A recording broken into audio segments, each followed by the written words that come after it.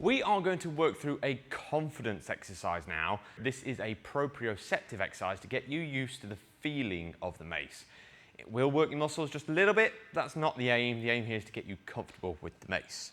To set up, put your mace on the floor down beside you, head on the floor, and then lean over, grip the mace, stand up. This will give you your ground clearance that we will need.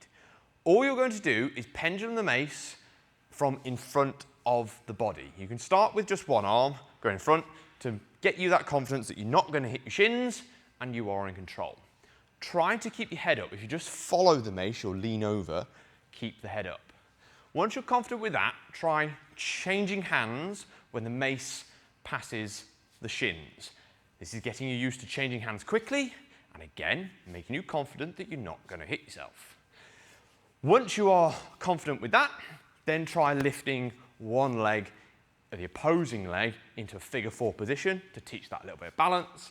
And then the last little element is to add some style points and start doing something with the free hand, ideally sort of like an archer pull.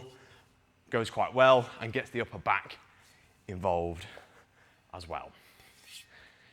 Stick that in your plan, build your confidence with the mace.